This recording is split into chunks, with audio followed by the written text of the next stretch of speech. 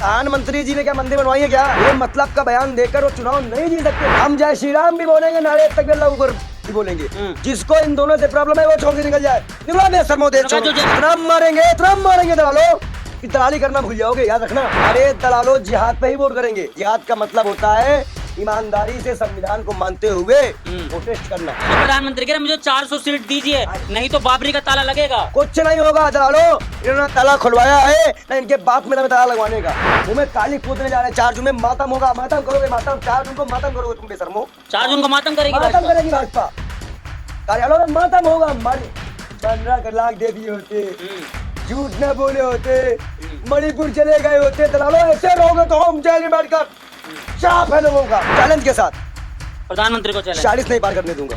40 नहीं पार करने देंगे। प्रेम कॉन्फ्रेंस में बोल ले 40 नहीं पार करने दूंगा। चैलेंज के साथ। अब दोस्तों, मैं आपके साथ जफर सिद्दीकी, आप देख रहे हैं टाइम्स एक्सप्रेस। जिस तरीके से प्रधानमंत्री का एक के बाद एक नया बयान आ रहा है। प्रधानमंत्री ने ये कह दिया बयान देते देते कि अगर इंडिया अलायंस की सरकार आती है तो राम मंदिर पर बाबरी का ताला लग जाएगा। पूरे मुद्दे में मेरे साथ बातचीत करने मौजूद है बाल योगी पंडित विजय शर्मा। तमाम मुद्दों पर बोलते हैं। पंडित जी, बाबरी का ताला लगवाना चाहते हैं? देखिए, प्रधानमंत्री पूरी तरह से असंवेदनशील बयान दे रहे हैं और चुनाव आयोग की मौत हो चुकी है।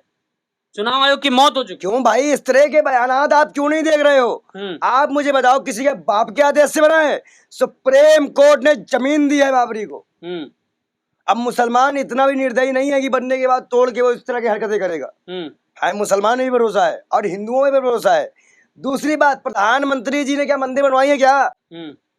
बनाया। सुप्रीम कोर्ट ने आदेश दिया। अगर मोदी जी बिल लाते, सदन में बिल लाते, तब ये बात आई आती है। दलाली ना करे प्रधानमंत्री देश में। बेमतलब का बयान देकर वो चुनाव नहीं जीत सकते। बेशर्मों की तरह बयान मत दे। वो मैं बार बार कह रहा हूँ, मुद्दा महिलाओं को 1 लाख रुपए देने का है। मुद्दा युवाओं को 1 लाख रुपए देने का है। मुद्दा 30 लाख नौकरी देने का है। मुद्दा मनरेगा का 400 रुपए दिहाड़ी बढ़ाने का है। मुद्दा इस देश में इक्वल करने का है। मुद्दा अमीरों से पैसा छीने गरीबों को देने का है। इस मुद्दे पर प्रधानमंत्री बात क्यों नहीं कर रहे हैं? इस देश का अच्छा बताओ, रमन्ना के प्रचार में कौन किया था?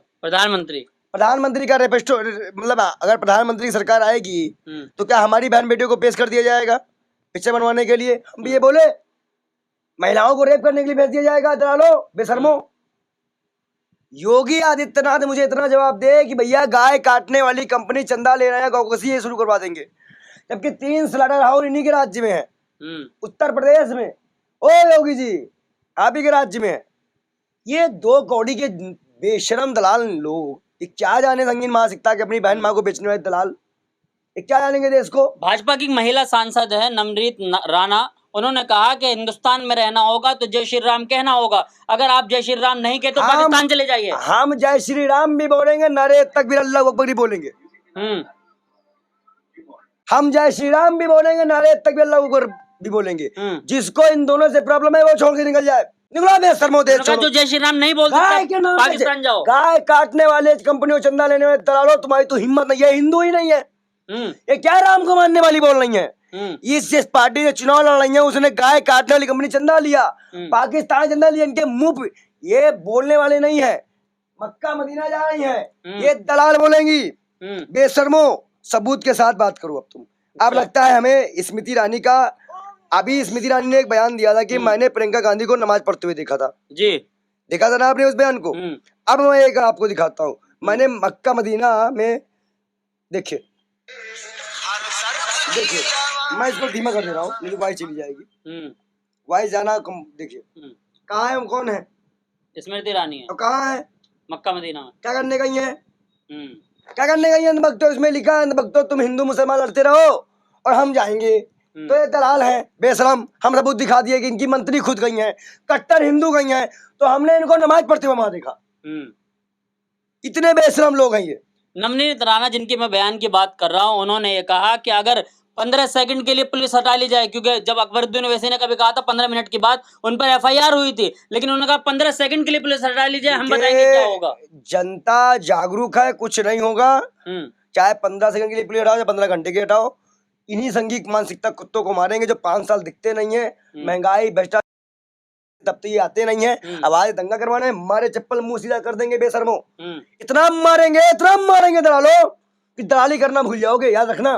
प्रधानमंत्री कह रहे जिहाद पे वोट होगा क्या? क्या प्रधानमंत्री कह रहे जिहाद पे वोट होगा क्या? अरे दलालो, जिहाद पे ही वोट करेंगे। जिहाद का मतलब होता है ईमानदारी से संविधान को मानते हुए प्रोटेस्ट करना। जिहाद का मतलब ये है। ये दलाल, आई बताओ जी, कौन कलमा पढ़ रहा था बैठ के मंच पे? मोदी जी पढ़ रहे थे ना। मोदी जी दलाली कर रहे हैं। मैं ये शब्दों का यूज इसलिए कर रहा हूँ क्योंकि इन्होंने अडानी अंबानी को पैसा दिए, उस पर बात नहीं कर रहे हैं। कोरोना में हम लोग पीड़ित हुए, घर में भागते हुए गए, तब भी इन्होंने बात नहीं रखी। क्या बात रखेंगे? जो भारत माँ को माँ बोलकर अरुणाचल प्रदेश के लोगों को कब्जा करवा रहा हो, वो बोलेगा। देखिए एनडीटीवी की पोस्ट है पंडित जी, तय करना होगा कि देश वोट जिहाद से चलेगा या राम राज्य से। दलाल प्रधानमंत्री कह रहे हैं देश चलेगा संविधान से। संविधान से, संविधान हटने नहीं देंगे। पिछड़ा, दलित, आदिवासी को समान अधिकार देंगे। चप्पल सब पहन सकेंगे, घोड़ी में सब सकेंगे, कोई किसी पे नहीं मुतेगा। इसीलिए तो प्रधानमंत्री कह रहे मुझे 400 सीट दीजिए, नहीं तो बाबरी का ताला लगेगा। कुछ नहीं होगा दलालो, इन्होंने ताला खुलवाया है ना, इनके बाप में ताला लगवाने का। ना कोई ताला खुलवा सकता है, ना कोई ताला बंद करवा सकता है। तो पंडित जी एक के बाद सुप्रीम कोर्ट जिंदा है और इनके मुंह पे थूका है सुप्रीम कोर्ट ने। दलाली लेने वाले, पाकिस्तान की कंपनियों चंदा लेने वाले दलाल बेशरम लोग, ये क्या बताएंगे हमको? इन्होंने चंदा खाया है हमारे मौत वैक्सीन कंपनियों से 52 करोड़। आपने देखा अखिलेश यादव इंडिया अलायंस के एक नेता हैं, वो मंदिर जाते हैं तो गंगा जल से मंदिर धुलवाया जाता है भाजपा के द्वारा। मैं पूछ रहा हूँ, इनको बपौती है राम की? इनको फोन आते हैं, ये खुद नहीं मंदिर जाने के लायक है कि उन्होंने गाय कटवाया है। ये गाय माता के दोषी हैं। अभी भी ट्रकों में गाय लोड होकर जा रही है। किसकी परमिशन से चल रहा है ये मामला? और इसका मुद्दा सीसी 1008 शंकराचार्य ने उठाया। इन्होंने ध्यान दिया दलालों ने, ये हिंदू है, ये हिंदू है दलाल। प्रधानमंत्री हिंदू नहीं है। शंकराचार्य की बात एक भी बात सुने। गौ रक्षा पे लेकर उन्होंने प्रोटेस्ट किया, ये किया, कुछ हुआ? गाय को राष्ट्रीय पशु अगर कोई घोषित करेगा तो वो कांग्रेस पार्टी करेगी। अच्छा, सिर्फ कांग्रेस पार्टी कर सकती है और कोई नहीं करेगा। इंडिया अलायंस करेगा गाय को राष्ट्रीय माता। हम कहेंगे नहीं, करके दिखाएंगे। हम गाय को राष्ट्रीय पशु घोषित करवाएंगे और ये मुद्दा ही खत्म कर देंगे। और कोई जिहाद पे नहीं। ये देश हिंदू मुसलमान का है, अमन शांति पे वोट पड़ेगा। संभल में दलाली कर रहे हैं दलाल लोग, वोट डालने नहीं दे जनता को। इतना डर गए हो। चुनाव आयोग तो मन कर रहा है कि क्या ही बताऊं, अब पूरे विपक्षी दल को एक दिन के लिए अपने कार्यकर्ताओं को सड़क में उतरवा के चुनाव आयोग के खिलाफ पूरे देश में धरना होना चाहिए। पूरे विश्व को मालूम होना चाहिए कि चुनाव आयोग इस वक्त किस तरह की हरकतों से कर रहा है। पूरा देश जाने कि इस बार चुनाव आयोग दलाली करवा रहा है। पुलिस वालों को अथॉरिटी नहीं आधार कार्ड और नकली आधार कार्ड। इस तरह के बयानबाजी आप कर रहे हो, मार रहे हो। हम मालिक होके वोट देने जाएंगे, तुम मारोगे दलालो। तो ये हो रहा है, तो ये से चुनाव जीत लगाते हैं दलालो। तो ये बेशरम है। अच्छा पंडित जी, सवाल आप सोचो जी, प्रधानमंत्री ने कभी भी महिलाओं पे, युवाओं पे कोई बात की?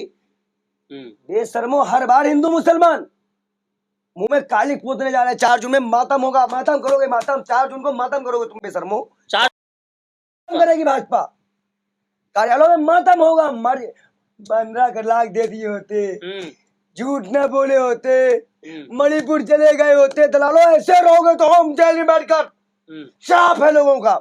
लोग तड़पे हैं, 10 साल हमने इनको समय दिया, अब नहीं देंगे।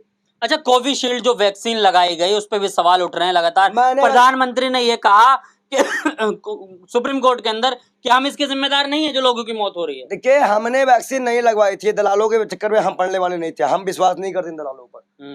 ये गौमूत्र लगा दे तो हमें क्या दिक्कत है? प्रधानमंत्री ने लगवाई थी वैक्सीन। भाई देखो, अब मैं सभी भाजपा नेताओं से एक अनुरोध करने जा रहा हूँ। देखो, मोदी योगी की बात सब मानते हैं और जो मोदी योगी की बात नहीं मानता है, आप समझ रहे हो, जो मोदी योगी की बात नहीं मानेगा वो अपने बाप का नहीं है। ये बात आपने सुनी होगी। किसने कहा था? सांसद है इनके, महेश शर्मा। क्या कहा था उन्होंने? जो मोदी योगी का नहीं वो अपने बाप का नहीं। अपने बाप का नहीं। तो मेरा ऐसा मानना है कि सभी को एक ऐसा वीडियो बना के ट्विटर पे पोस्ट करना चाहिए, टैग करके, जिससे ये मालूम चले कि गोबर खा के कौन दिखाया है। ये बेशरम लोग लोगों को खिलवाते हैं गोबर और खुद खाते हैं पिज्जा। अच्छा, गाय का बीफ। स्मृति ईरानी की बेटी गोवा में पकड़ी गई थी कि नहीं गई थी? जी, जवाब दीजिए। जी, पकड़ी गई थी। क्या करते पकड़ी गई थी भाई? जवाब दीजिए। ये देखिए, अब कौन कौन भाजपा का अंधभक्त है। अगर हम गाय के गोबर की बात करें तो मेरी मम्मी तो एकादशी के व्रत पे हमेशा गाय का गोबर लेती थी। क्या बोला तूने? ये देखिए, एक चम्मच गोबर, अगर हम एक चम्मच गोबर खा लेते हैं तो हमारा तन मन पवित्र हो जाता है। तो इस बात को पीएम भी खाएं, जितने भाजपा के मंत्री वो भी गोबर खा के जनता को दिखाएं, रामदेव खाएं, बागेश्वरम वाले बाबा खाएं, हाँ, उनकी भी कोरोनील आई थी एक। अरे वो तो दलाल फंस गया, बार बार माफी मांग रहा है, और उसका प्रचार भी भाजपा ने किया था। तो भाजपा पूरी तरह से वैक्सीन, देखिए वैक्सीकरण कराना हम गलत नहीं मानते जी, सही बात, वो तो सही था। देखो हाँ, कोई भी सरकार होती है वैक्सीकरण कराना पड़ता, लेकिन आप सबको जानते हुए भी पैसा लेने के चक्कर में हड़बड़ाहट में जो काम किए, जो लोग मरे हैं, उसकी जिम्मेदारी सरकार को मैंने पहले ही मांग की है कि प्रति व्यक्ति जो हार्ट अटैक से मरे उसको सरकार को 5-5 करोड़ रुपए देना चाहिए। अच्छा, कांग्रेस सरकार बनने दीजिए, हम इसके लिए ही प्रावधान रखेंगे, हम गरीबों का पैसा उनके खाते में पहुंचवाएंगे, इतनी सवाल योगी जिम्मेदारी लेता है। अच्छा पंडित जी, एक सवाल ये होगा कि जिस तरीके से जब से लोकसभा चुनाव का बिगुल बजा, उसके बाद से एक के बाद एक प्रधानमंत्री ने कभी ये कहा कि लड़कियों की आप ये देखो, बयान देने के बाद भी पोलिंग बूथ में क्या करते हैं ये लोग जी, बयान छोड़ दलालों का, नहीं तो दलाली कर रही है तो कुछ नहीं बोल पाएंगे। पोलिंग बूथ के दिन क्या होता है, क्यों पब्लिक को जबरन भगाया गया? इससे पहले वाले फेज में भी ऐसा हुआ, एक विशेष वर्ग को टारगेट क्यों किया जा रहा है? बस्ते फेंके गए चुनावी, दलित को मारा जा रहा है, मैनपुरी बस्ते फेंके जा रहे हैं, ये क्या है? इससे गुंडे तो सफा ने नहीं करवाई थी, भाजपा वालों को बस्ते तो नहीं फेंके गए आज तक। तो मतलब क्या ये हार की बौखलाहट है क्या पंडित जी? ये कुत्तों को भागना है ना अब। अच्छा, कुत्ता भागने लगता है तो भौंकता बहुत तेज है। अच्छा, वो हालत है इनकी। मतलब भाजपा बाकी बहुत बुरे होने वाले हैं जी, इतने बुरे हालात होने वाले हैं ना कि आने टाइम पे ये रोएंगे, प्रधानमंत्री भी रोएंगे। ध्यान दीजिए। अच्छा, एक आखिरी सवाल होगा कि अब की बार 400 पार वाला जो 400 पार, इतना मार खाए दलालों 400 पार, प्रधानमंत्री मुद्दे बात कर ले तो हम मान लें 400 पार दे रहे कि नहीं, मुद्दे बात करे तब, मुद्दे बात करनी पड़ेगी उनको। अच्छा, मुद्दे पर बात कर ले, हम हमसे बात कर ले, चैलेंज के साथ प्रधानमंत्री को चैलेंज। 40 नहीं पार करने दूंगा, 40 नहीं पार करने देंगे, प्रेस कॉन्फ्रेंस में बोल ले 40 नहीं पार करने देंगे, चैलेंज के साथ। चलिए, बहुत बहुत शुक्रिया। हमारे साथ बाल योगी पंडित विजय शर्मा थे, तमाम सवालों के जवाब दिए। जो प्रधानमंत्री के एक के बाद एक बयान आ रहे हैं, उनके तमाम बयानों की आलोचना की और इन्होंने कहा कि अब की बार 400 पार नहीं, अब की बार तो 40 पार भी नहीं होगी। क्या कुछ होगा 4 जून को? आप इनकी बातों से कितना सहमत, अपनी राय जरूर दे। देखते रहिए टाइम्स एक्सप्रेस।